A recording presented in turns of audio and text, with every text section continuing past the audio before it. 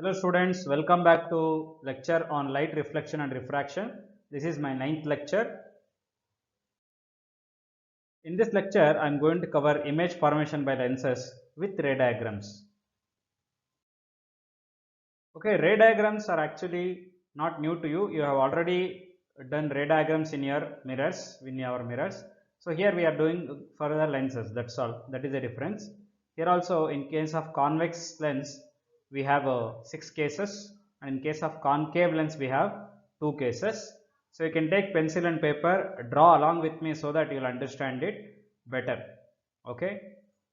So let me take case 1. So here I have before going through that, let me tell you what it is. So this is a convex lens here. Okay, it is having two spherical surfaces. O is the optical center here. F1 is focus 1, F2 is focus 2, and 2F1 is the center of curvature. We can say 2F2 is center of curvature 2. Okay, so since we have two spherical surface, we have two focuses and two center of curvatures. Okay, let us say first we keep the object at infinity. If we keep object at infinity, the rays are parallel. So any ray which passes straight, which parallel to the principal axis, will pass through the focus. This we have already learnt, right? So another ray, let me take from the bottom of the object, that will also pass like this.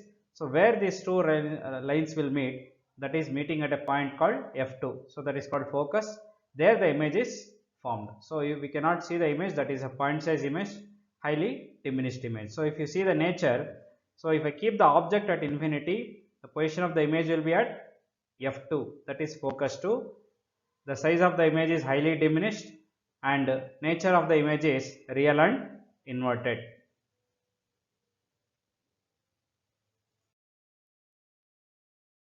Next, let us go to the case 2. In case 2, the object is placed beyond 2F1. If you place the object beyond 2F1, so let us take the rays. The one ray is passing parallel to the principal axis, will pass through the focus. Another ray you take through the optical center. We have already mentioned that any light ray passes through the optical center will not have any deviation, will not suffer any deviation. So where these two rays are meeting, there the image is formed. So I have shown the image in the diagram, you can observe there. Okay, so this is case 2. So if I want to mention in the table, position of the object is beyond 2F1, position of the image is between F2 and 2F2. So you can observe in the diagram, the image is formed between F2 and 2F2, and the size is diminished and nature is real and inverted. Let us go to next case. Case 3. Case 3 is when we place the object on 2F1. So at 2F1. Okay. So if I take the ray, one ray passing parallel to the principal axis will pass through focus, that is F2. Okay. Another ray I will take through the optical center. Okay. So that will go undeviated. So if I take where these two rays are meeting, there the image will form. So it will be exactly 2F2 actually. Okay. If you see the table, the position of the object is at 2F1, position of the image is at 2F2, and the size will be same size that of the object. The nature is again real and inverted. Let us go to next case. Hope you understood this. Let us go to case 4. Case 4 is when we place the object between 2F1 and F1. So let us take one ray passing parallel to the principal axis will pass through focus, another ray passing through the optical center. It will not deviate anyway. Okay. So it will form beyond 2F2. So if we keep the object between 2F1 and F1, then the image will be formed beyond 2F2. That is the table. So position of the object is between 2F1 and F1. Position of the image is beyond 2F2. Size of the image is enlarged. Nature is again real and inverted. In case 5. So in case 5, we keep the object at F1. So at F1 when I keep, so let us take one ray that is passing parallel to the principal axis will pass through focus, another ray passing through the optical center. If you observe this, these two rays are almost parallel. So we assume that it will meet at infinity and there the image will be formed. Okay. So position of the object is at F1, Position of the image is at infinity. Size of the image is highly enlarged, and nature of the image is real and inverted. Case 6, let us see. Case 6, when we place the object between F1 and O. F1 and O. One ray you take parallel to the principal axis will pass through focus. Another ray through the optical center. So if you observe here, they are moving away from each other. Okay, so they never meet. So what we do is we extend them back like this. Okay, I shown in figure. So we extend them back where they are meeting. There the image is formed. So it is formed on the same side of that of the object.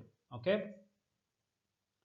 So when we keep the object between F1 and O, the position of the image will be same side as that of the object. Okay, we cannot mention where it is exactly. So it will be same side of the object, that we can say, because in all other cases the image is formed on the other side of the lens. But here in this case, this is a special case where the image is formed in the same side of that of the object, and the object size will be enlarged and nature will be virtual and direct here. Why? Because we are extending the rays, they are not actually meeting. We are extending the rays.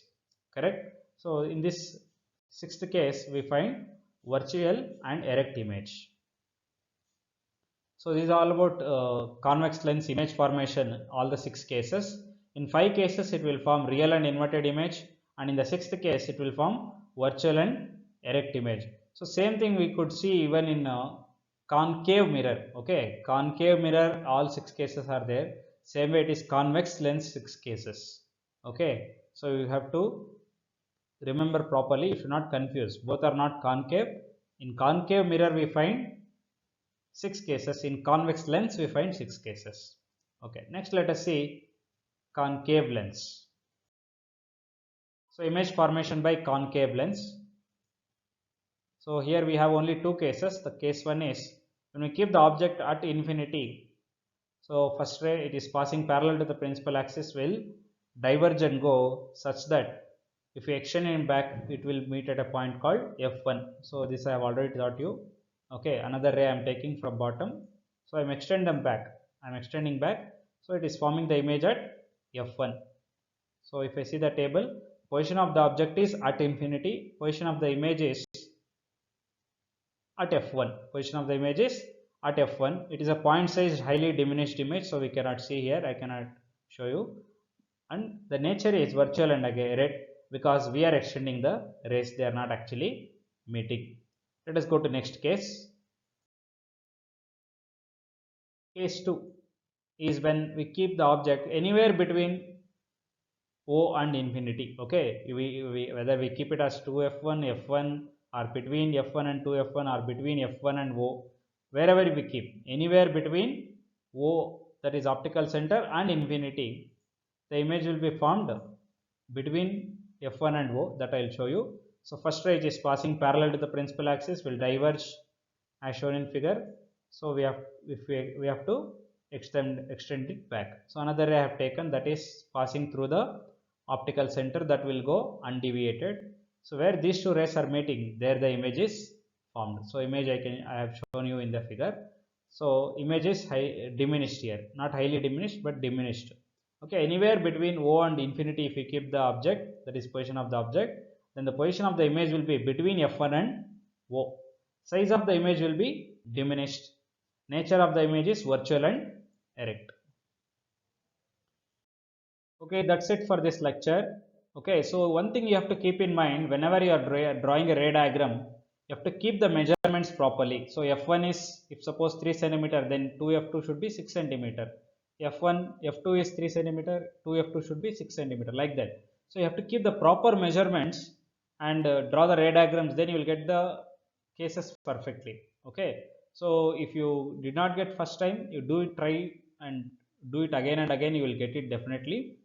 Okay, so you practice the ray diagrams so that you can remember the table very easily. Okay, that's it for today. Thank you guys.